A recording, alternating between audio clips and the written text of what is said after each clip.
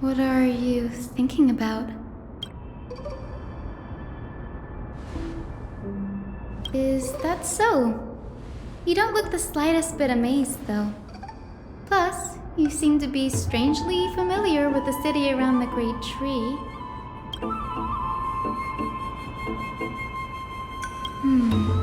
Events of the past, huh?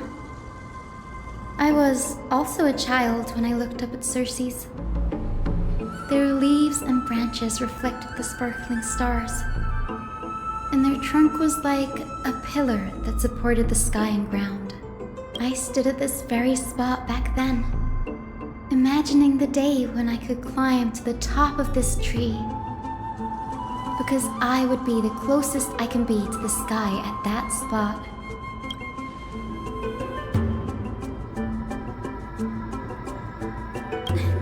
Don't read too much into it. I mean, can mortals even hope to reach Aquila's realm? They're a strict and draconian god, nothing like Circe's. Reason is willing to share what is theirs with others, but Sky only expects people to revere them. You get what I'm saying, right, Denny? After all, the titan that imprisoned you and Grey here in Amphoreus is none other than Aquila themselves. But there will always be people who dream of soaring towards the sky. The Grove has a wealth of research on Aquila, and that is exactly what we are here for. It's just, I never thought Grey would meet with something like that before we set off. As a physician, I should have been there by his side.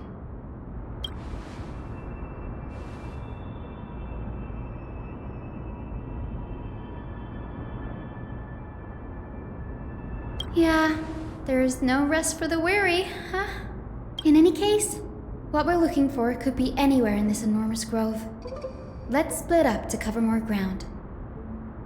Danny, with your skills, I'm sure those monsters born of the Black Tide will pose no threat to you anyway. Have you forgotten that you're talking to the chief physician of the Twilight Courtyard? Have more faith in me. I'll be just fine.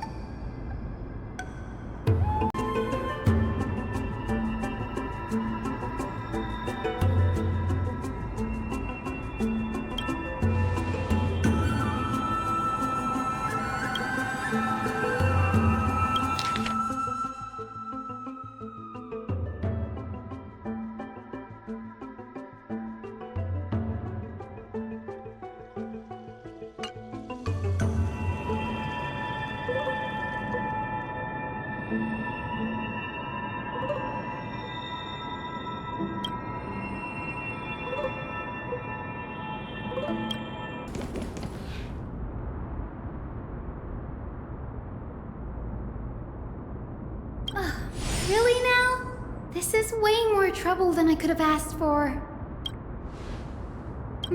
Or you could sit back and watch.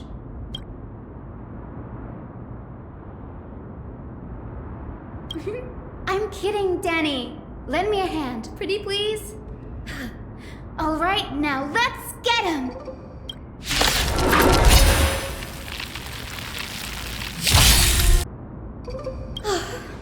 The Black Tide is remarkably quick to detect the light of Amphoreus. So or rather, the blessings of the Sky Priest in me, might have unknowingly called them to me. Anyway, never mind that for now. Here, you might want to have a look at this. I found it around here and thought it might be of interest to you.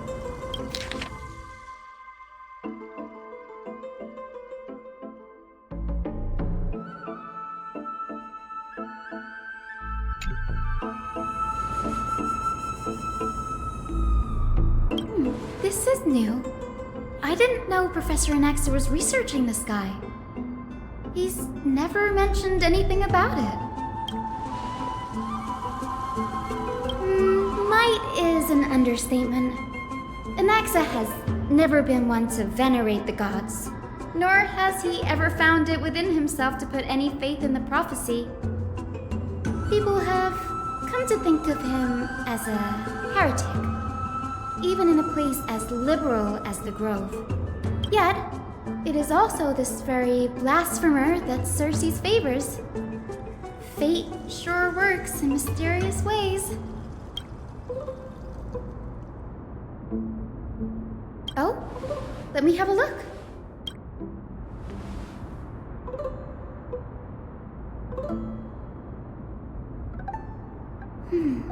By the looks of them, these scrolls are records of two conversations that took place in the same setting, one after the other.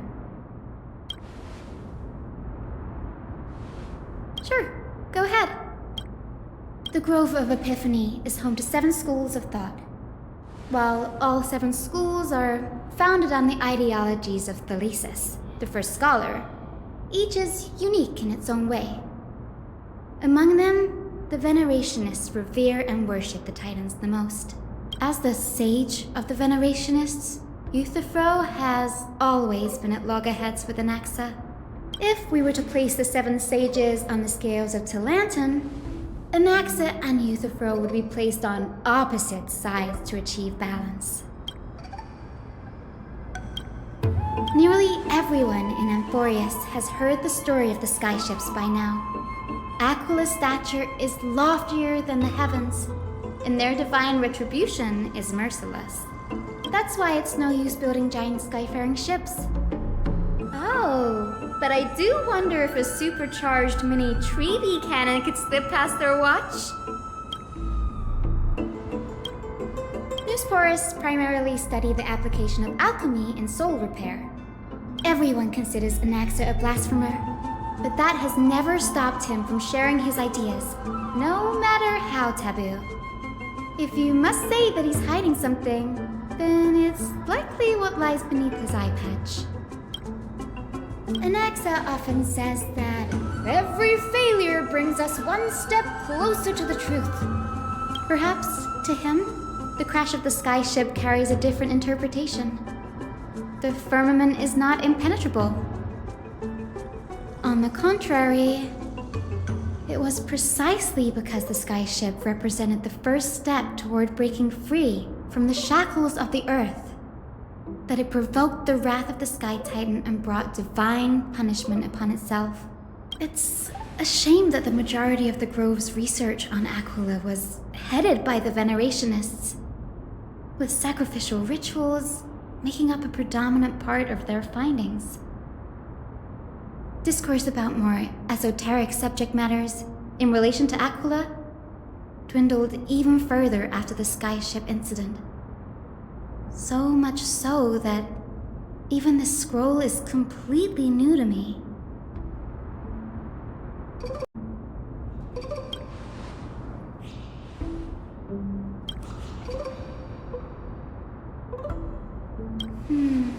That's what I'd like to know.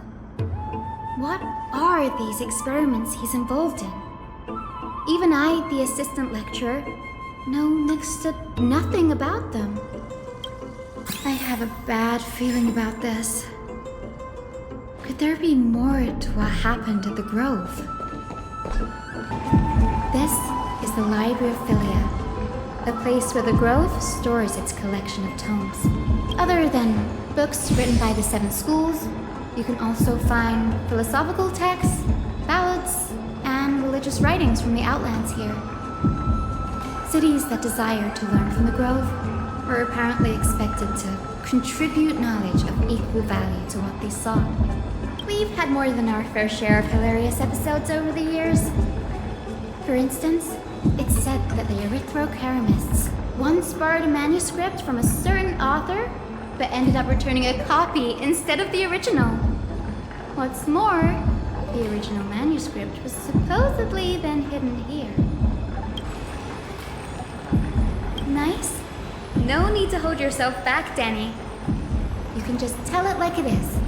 Their behavior was no different from bandits. Whew, you've got me there. Some said you couldn't even find a dictionary in Castrum Kremnos, so I guess they were spared. There are too many books in the Library of Philia. Flipping through them all will take too long. Why don't we use the biblioslate to search for the texts we need? We can bring them back to Akuma for reading after that.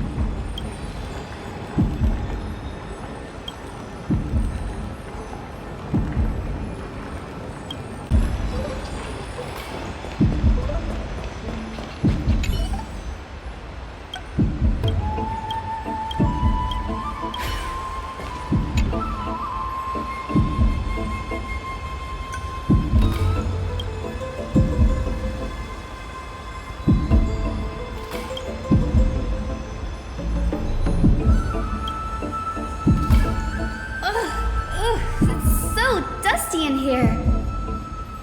Whoa. Are these all complaints about him? I can already see what they must have written. Anaxa has no respect for the gods. His very existence undermines order in our society. They're probably all things like that. Why else would they call him the Great Performer? When Anaxa established his school of thought, the first thing he apparently did was read his own work to everyone. Are the Titans truly an accurate reflection of what humans think gods should be? Worlds created by gods are indubitably perfect, but what of Amphoreus? Only foolishness and insensitivity everywhere you turn.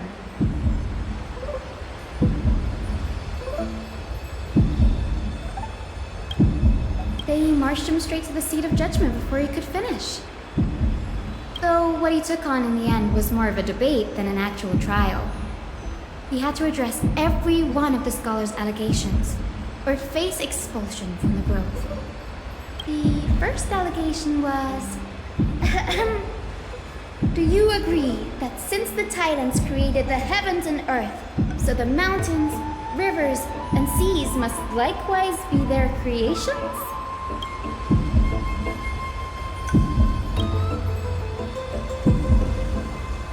Anaxa said the same thing then. Needless to say, his critics didn't take kindly to his answer, so they followed up with a second allegation. You claim to be studying souls, yet you are, in fact, defiling them and committing acts condemned by the gods. Do you admit it?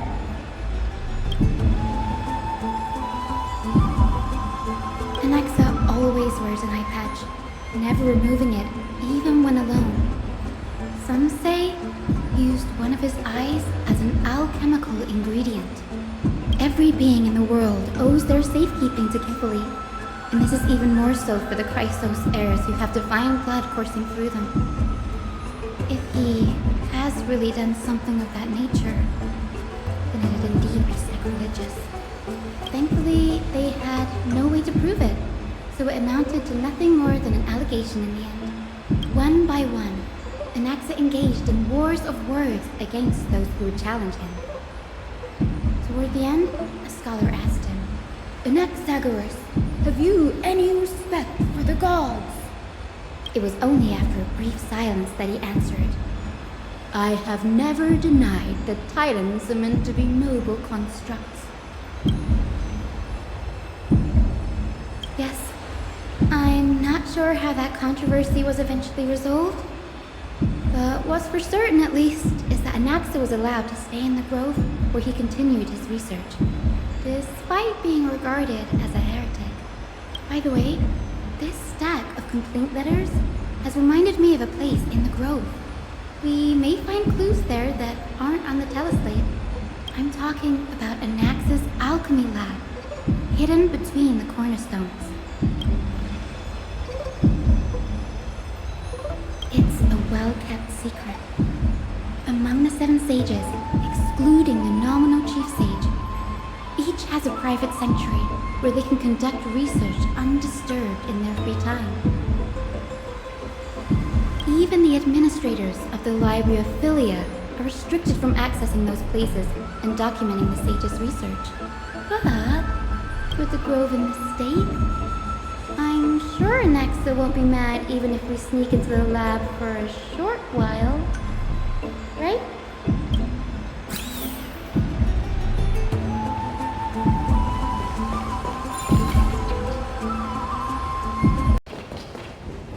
This is the place, but where is everything? Materials for alchemical experiments, matrix diagrams, and even the seal to the lab. They're all gone. Did the black tide destroy it all? No, not even close. Not only are alchemy experiments high-risk activities, but Professor Anaxa also has a penchant for using bizarre materials.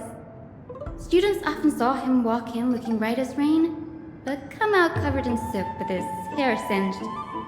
Naturally, no one dared to come near this place. Huh? That bookshelf over there seems to be the only thing still intact.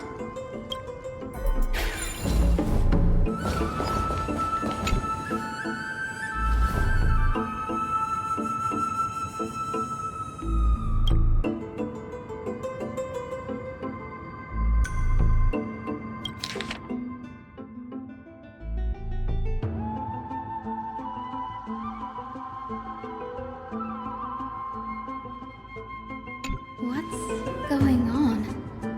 Anaxa is conducting research on our friends in Alchema and me?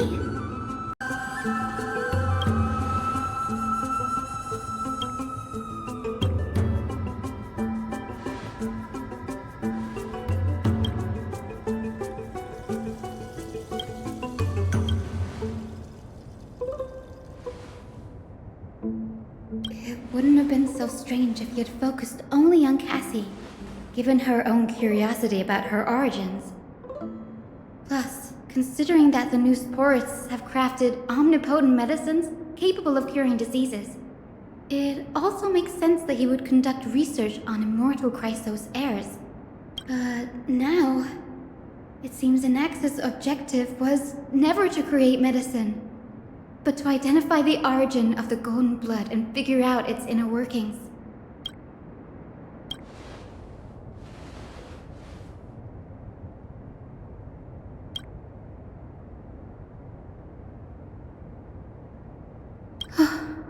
Danny, look at this.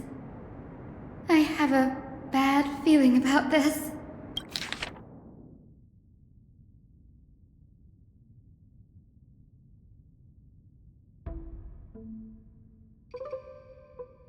My biggest fear.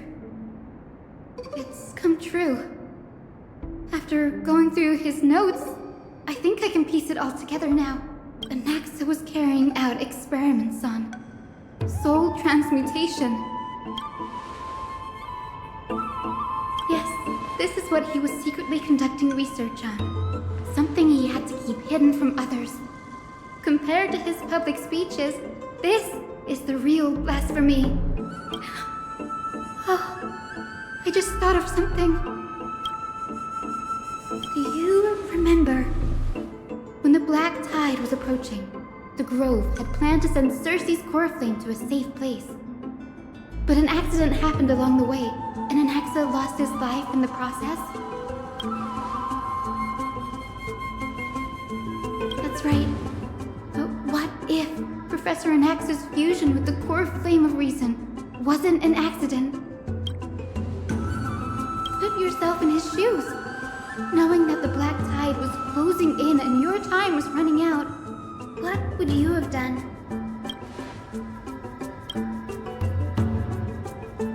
Exactly. When the black tide came, the true reason Anaxa headed to the Luminary Throne was to transmute and fuse himself with the Titan's core flame. No. Judging from how he reacted after the event, the results came as a surprise. Maybe he failed to consider the possibility that Circe's would make a similar decision. The manuscripts detailing all the alchemical formulae have been taken away. His research is still ongoing. Like, what? There's only one Titan left in the world now. No. No way.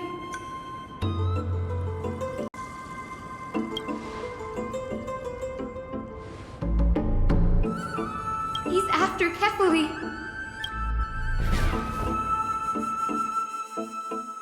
Sir, this sky above us, it's not real, is it? Of course not.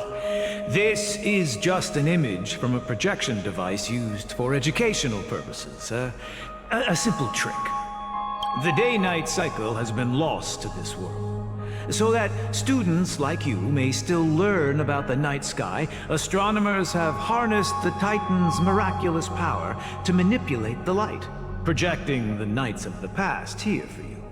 Much like how the sky above the Holy City is also illuminated by Kefali's dawn device. So, the skies of Akama are fake too. You mustn't conclude that, anaxa.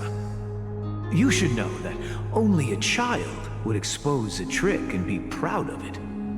Often people know more than they let on. They simply choose to feign ignorance because they have no other choice. Then they're just deluding themselves.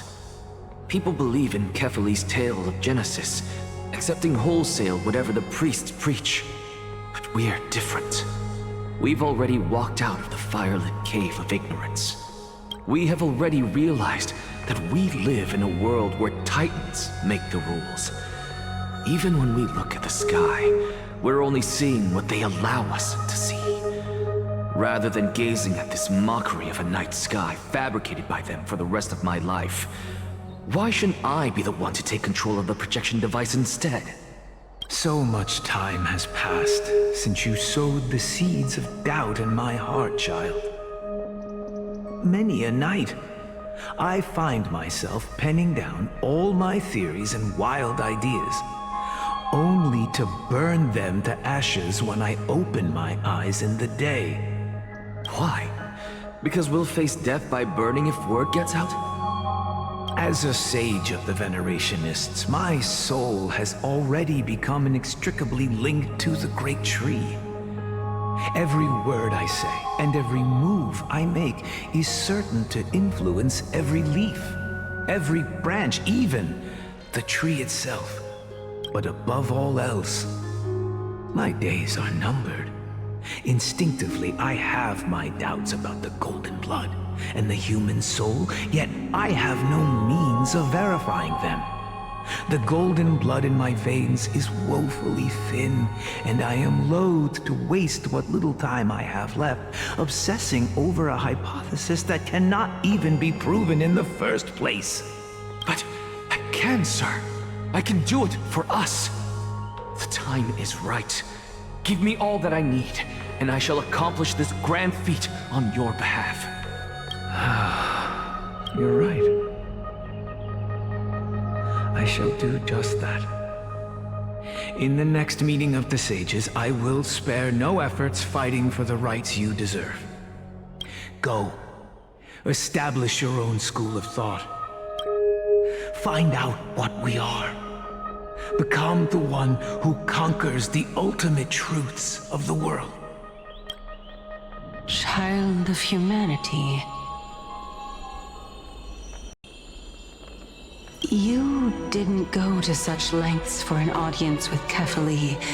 Just ask him a few questions, did you? So, you figured it out. If I were as foolish as a Dromus, perhaps I'd throw myself down and prostrate before their greatness, begging for the gods' prophetic wisdom. Well, sorry to disappoint, but I'm no Dromus. Alas, I am a human, standing tall on 2 feet, possessing both intellect and pride.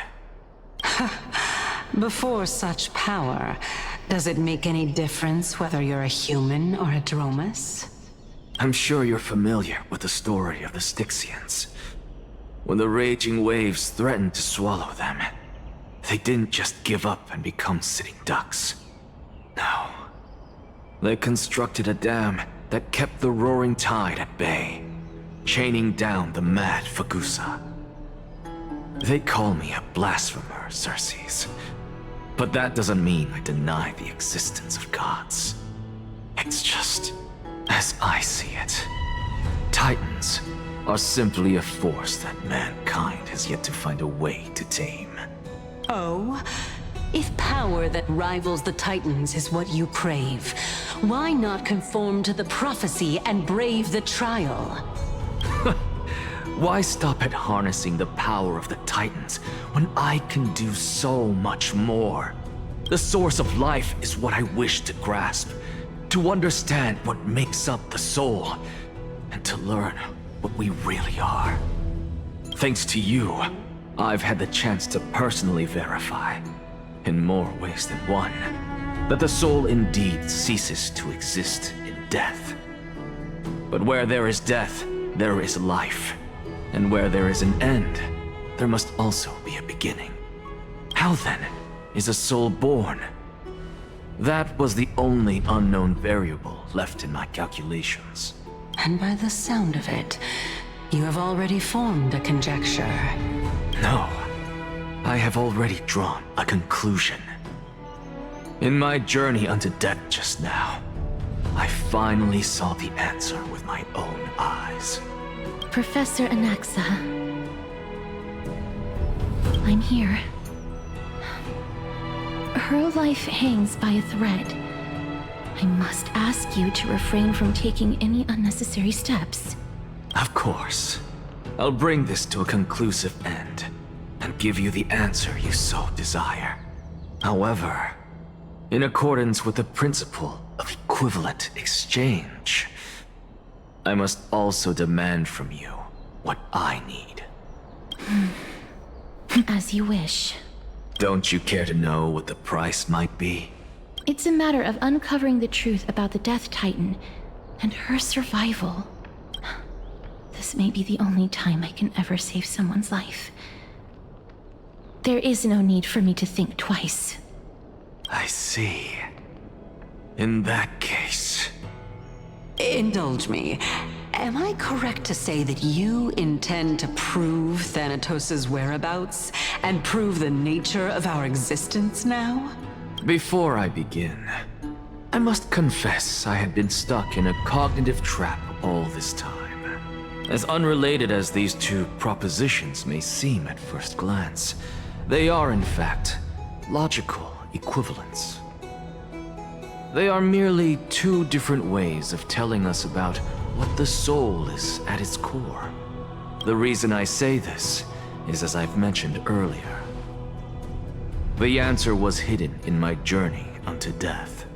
Anaxa, you were in the Netherrealm? Yes, I am but a living dead man now, but that's not important. What truly matters is, I overheard a conversation between heroes. That's not all. Remember how I said you were a part of that conversation too, Circes? And I've told you that I have no recollection of such an event. That was likely just an illusion conjured up by the mind of a dying man. Of course you would remember. Because that wasn't you. That was Calypso, one of the 7 sages of the Grove. Calypso? That's the name I made up on a whim. And surely you jest. Don't you think I, of all people, would know if that were the name of one of the 7 sages under the shade of my tree? Don't you claim to know the Grove's past like the back of your hand?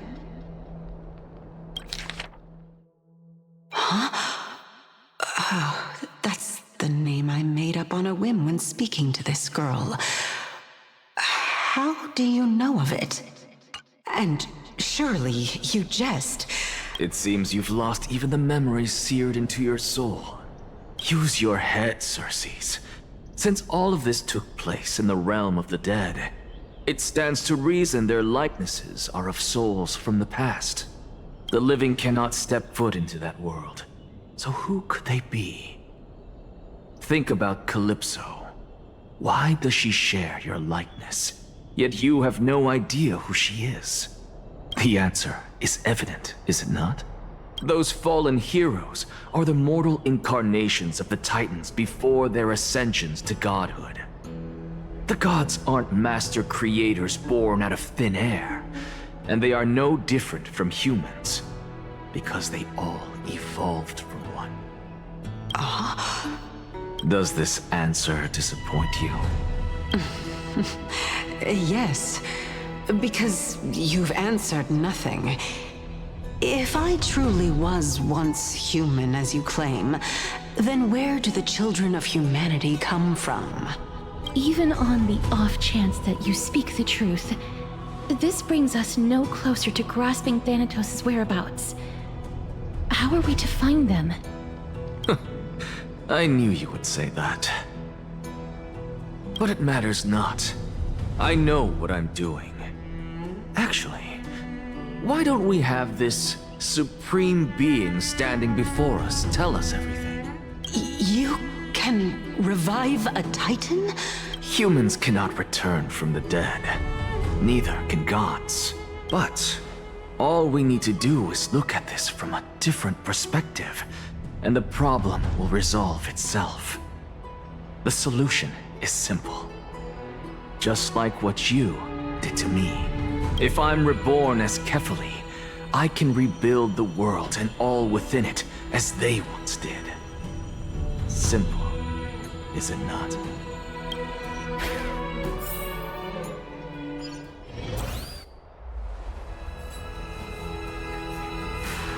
I have news from Hyacinth and Danheng. Anaxa might be trying to do something with Kefali's divine body.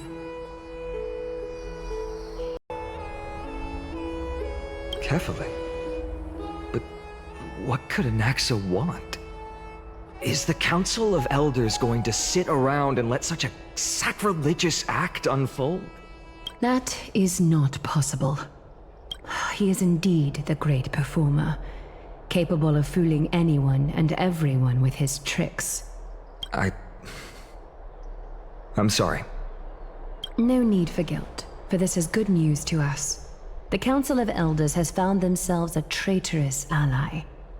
Anaxa's ambitious desires will be something we can exploit. What we should be doing now is to keep our eyes peeled for whichever trickery Kainis is up to, and react accordingly to thwart her plans.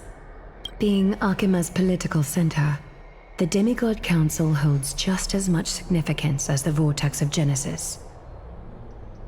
Someday, after my duty is over, this site will take the place of the battlefield where you hunt gods. Become the next challenge you ought to overcome. Till then, it's best to get used to this place as soon as possible.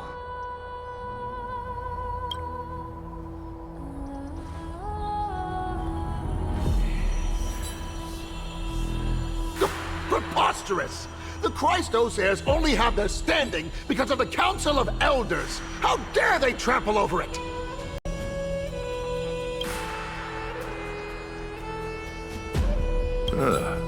It's been a while. What is that supposed to mean? Is this really the sort of person that the young lord praised as a ferocious warrior? It has indeed been some time, Lord Kratos. What brings you here in such haste? Shh, keep it down. Be more vigilant. See those duplicitous dogs over there? They do the dirty work for kindness. I've already ordered my people to hold them back, but we should still lay low. Unless you're itching for a bloody fight to get a workout in. My bad. So, did something happen? Did you hear thunderclaps last night?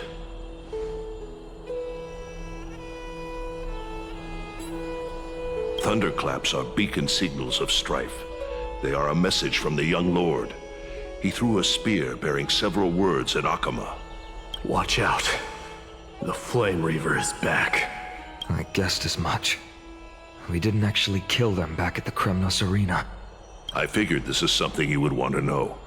We Kremnoans never back down from a fight. So if you plan to take that thing down in a battle, reach out to me anytime. You have my gratitude. I will let Aglaya know about this right away. Remind her to be on her toes while you're at it. That vicious kindness has been unusually active lately. Those lackeys she keeps under cover have been going in and out of the city a lot more frequently these days. Some even seem to be getting Kremnoans to defect to the Council.